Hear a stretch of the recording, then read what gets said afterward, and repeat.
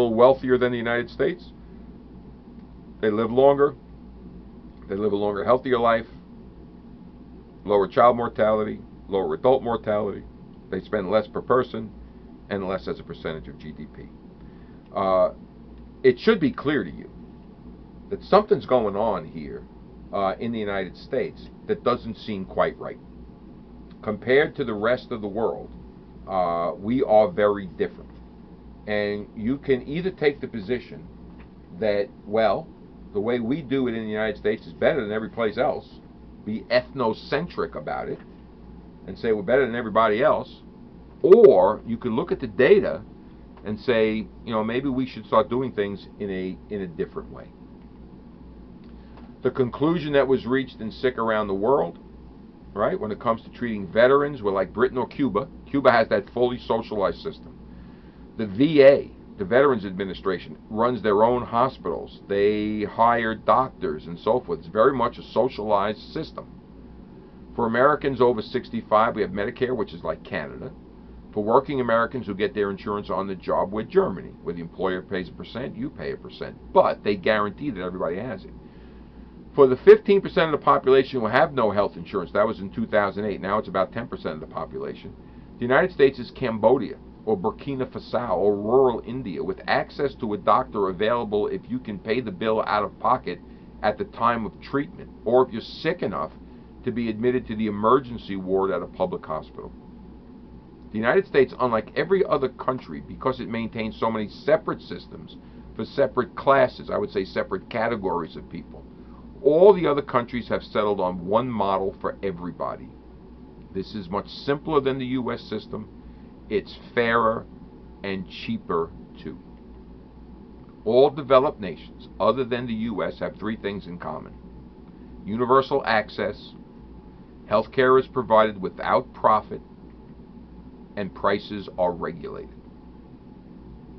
None of this is true in the United States. The Affordable Care Act attempted to address the access issue, but it failed. It did nothing to eliminate profit from the system and did very little to regulate prices. So why is changing the U.S. approach to healthcare so controversial? According to public opinion, it shouldn't be. Is it the responsibility of the federal government to make sure that all Americans have health care coverage? It used to be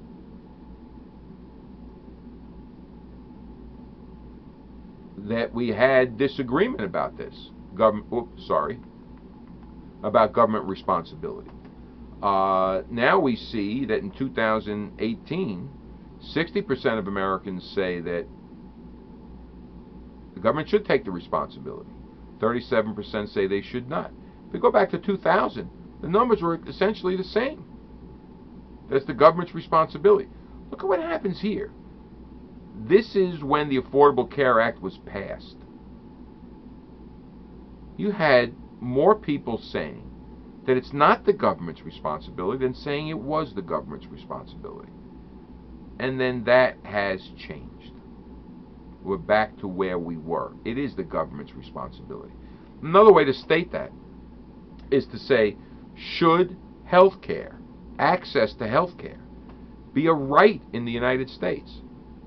If you think it should be a right that Americans have, then government has the responsibility to provide it in some way.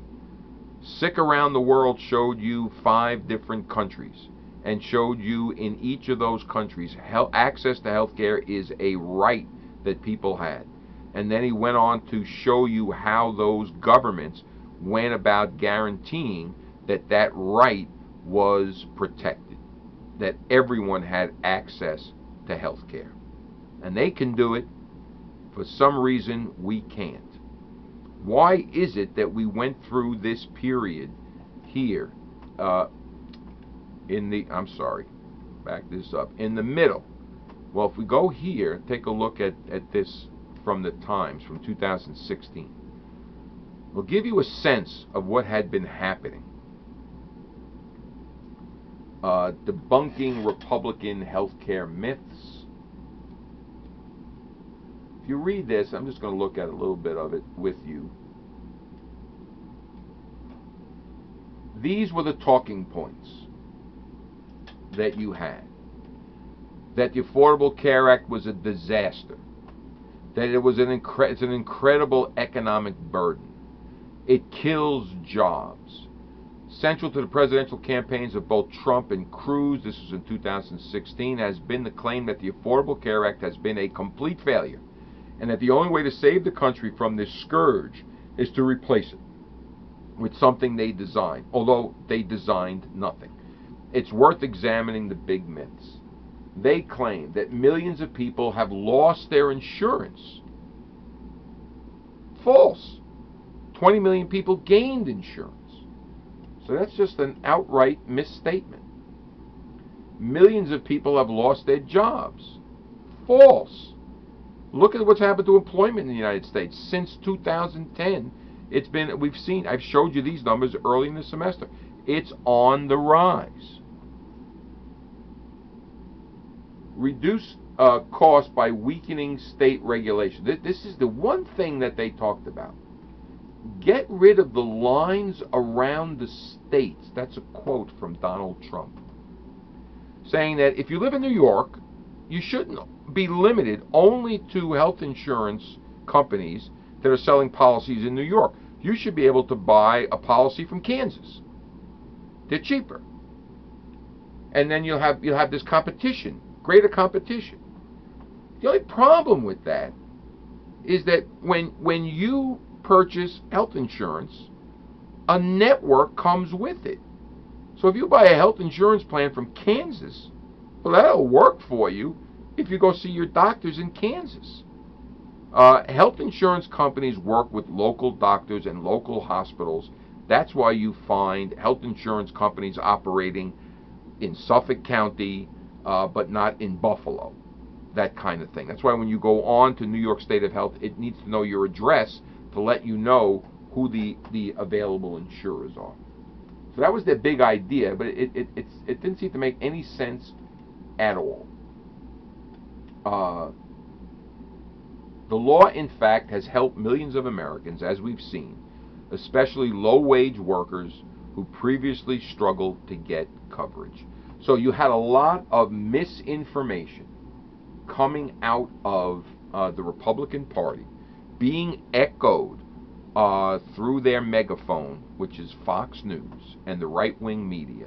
And as a result, people's opinions changed from this and this to this and this. And then as the facts of the matter became clearer, and as it became threatened to be taken away, then opinions shifted once again in favor of the government, making it their responsibility to see to it that people have health coverage. So why is changing the U.S. approach so controversial?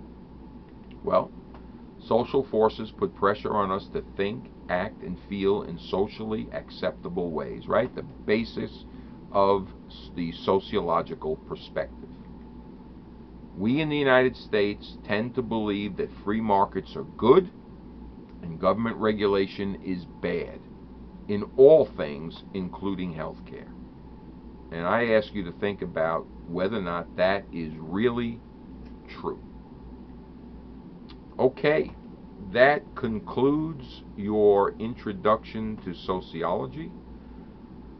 The last thing now for you to do is the final exam, which is a single essay question that I'll be posting on Blackboard. And it'll go up on Monday, and you'll have until Friday at noon to get that essay emailed to me. Remember, you type it up, you save your document as a PDF, you attach it to an email, and you send it to me.